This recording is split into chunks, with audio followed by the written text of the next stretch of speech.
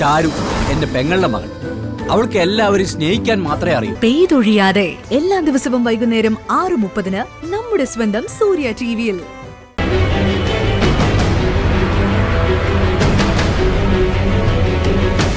അങ്ങനെയാണെങ്കിൽ നീ അവനെ ഒഴിഞ്ഞു പോവല്ലേ നിധി വേണ്ടത്?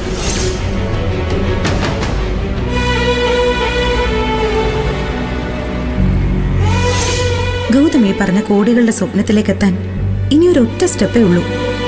എങ്ങനെയെങ്കിലും ആ സോയിൽ ടെസ്റ്റിംഗ് റിപ്പോർട്ട് ഒന്ന് വാങ്ങിച്ചെടുക്കാൻ നോക്ക്. അതിനെക്കുറിച്ച് ചിന്തിക്കാൻ.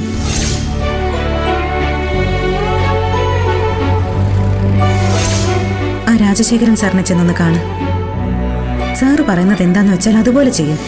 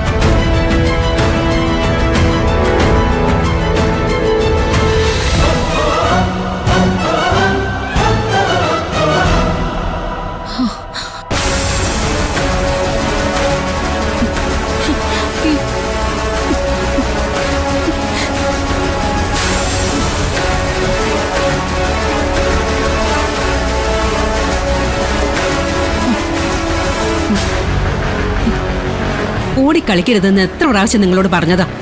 ചെല്ല്, ഇനി ഓടരുത് കേട്ടോ. നമസ്കാരം മാഡം, എനിക്ക് നിധി ഒന്ന് കാണണം മാഡം. ഗൗതം വരൂ.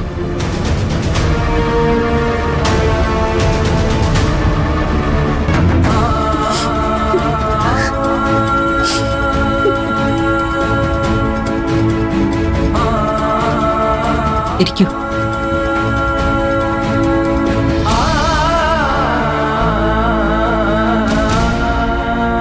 ഒരു വലിയ സന്തോഷം ഞങ്ങളുടെ ജീവിതത്തിൽ ഉണ്ടാകാൻ പോവാ.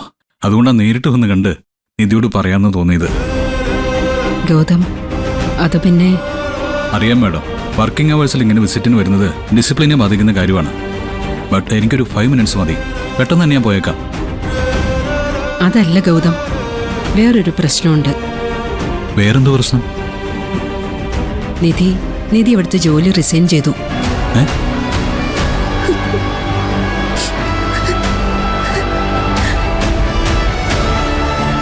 റിസൈൻ ചെയ്തെന്ന് പറയുമ്പോൾ എന്താ, എനിക്കൊന്നും മനസ്സിലാവുന്നില്ല. അധിക നേരമൊന്നും ആയിട്ടില്ല. റെസിഗ്നേഷൻ ലെറ്ററും തന്നിട്ട് നിധി ഇപ്പം അങ്ങോട്ട് ഇറങ്ങിയതേ ഉള്ളൂ. വേറൊന്നും കണ്ടല്ല, ജോലി വേണ്ടാന്ന് വെക്കുന്ന കാര്യം നിധി എന്നോട് പറഞ്ഞതേയില്ല. പറയാതെ ഒന്നും ചെയ്യുന്ന സ്വഭാവം നിധിക്കില്ലാത്തതാണ്. എനിക്കങ്ങോട്ട് വിശ്വസിക്കാൻ പറ്റുന്നില്ല.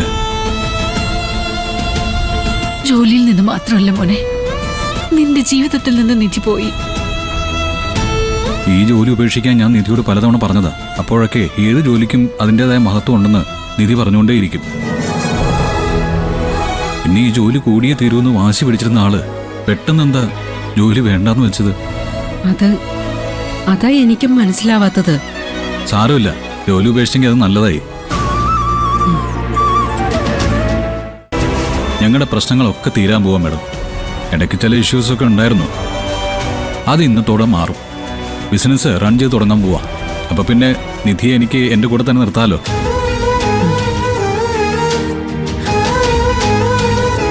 ഞങ്ങളുടെ കഷ്ടകാല സമയത്ത് നിധിക്കൊരു ജോലി കൊടുത്തത് മേഡമാണ്.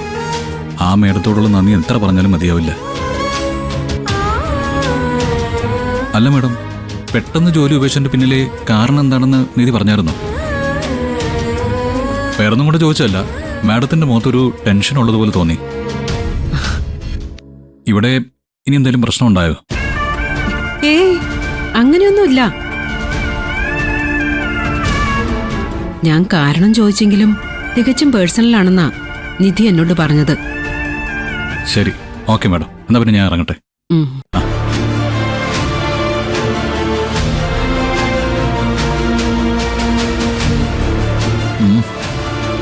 ഒരു സന്തോഷ വർത്താനം ചൂടാറാതെ പറയാന്ന് വെച്ചാൽ ആ സമയത്ത് എൻ്റെ ഭാര്യയെ കാണില്ല.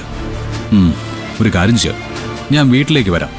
അവിടെ വന്ന് കെട്ടിപ്പിടിച്ചൊരു ഉമ്മ തന്നിട്ട് ഈ സന്തോഷം പറയാം.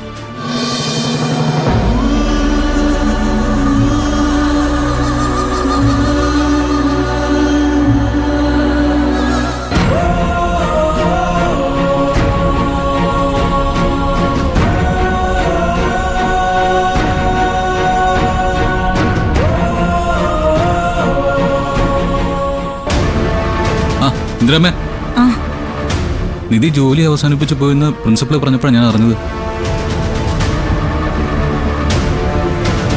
ഒന്ന് വിളിച്ചിരുന്നെങ്കിൽ ജോലി വിട്ട് ഇറങ്ങിയ കാര്യം നിധി എന്നോട് പറഞ്ഞേനെ. ഇതൊരു സർപ്രൈസ് കൊടുക്കാനായിട്ട് വന്നു. അതാ അബദ്ധം പറ്റിയത്. അല്ല, എന്തിനാ ജോലി വേണ്ടെന്ന് വെച്ചെന്ന് നിധി ഇന്ദിരാമ്മയോട് വല്ലതും പറഞ്ഞോ? എന്താ ഇന്ദിരാമ്മ, എന്താ കാരണം?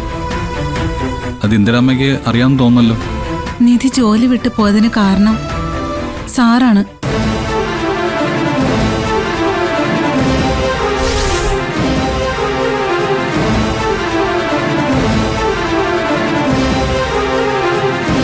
ഓ, അതാണോ പറഞ്ഞത്? ശരിയാ, ഈ ജോലി ഉപേക്ഷിക്കാൻ പലപ്പോഴും ഞാൻ നിധിയോട് പറഞ്ഞിട്ടുണ്ട്. പക്ഷെ ഇതെന്നോട് നിധി പറഞ്ഞില്ല. ഒരുപക്ഷെ ഞാനിപ്പോൾ സർപ്രൈസ് കൊടുക്കാൻ വന്നതുപോലെ ഒരു സർപ്രൈസ് ആയിട്ട് അതെന്നോട് പറയാമെന്ന് കരുതി കാണും. ശരിയെന്നാ ഞാൻ ഇറങ്ങട്ടെ. ഇടയ്ക്കൊക്കെ വീട്ടിലോട്ട് വരണം. ഞാൻ വീട്ടിലോട്ട് വന്നിട്ട് എന്താ കാര്യം? നിധി അവിടെ കാണില്ലല്ലോ.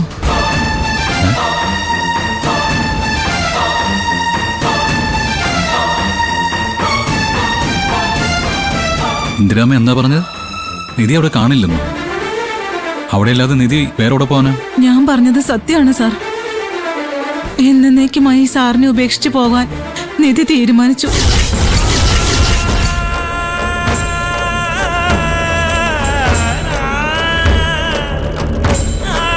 എന്നേക്കുമായിട്ട് ഉപേക്ഷിച്ച് പോയെന്നോ? എന്തൊക്കെയാ പറയുന്നത്? അതിനുവേണ്ടി ഇപ്പൊ ഇവിടെ എന്താ ഉണ്ടായത്? ഉണ്ടായ തന്നെ നിധി അങ്ങനെ അങ്ങ് പോവോ? പോകും. ഇന്നിവിടെ ഒരു സംഭവം ഉണ്ടായി. എന്ത് സംഭവം? അത് സാറിന്റെ വീട്ടിലെ വസുന്ധര മാഡം ഇല്ലേ, ആ മാഡം ഇവിടെ നിധിയെ കാണാനായിട്ട് വന്നിരുന്നു. വസുന്ധരാമ്മയോ? എന്തിന്?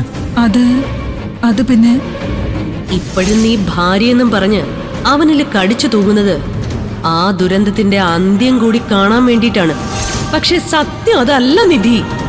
ഈ പോക്ക് പോയാൽ ഗൗതം പോലും നിന്നെ വെറുക്കും.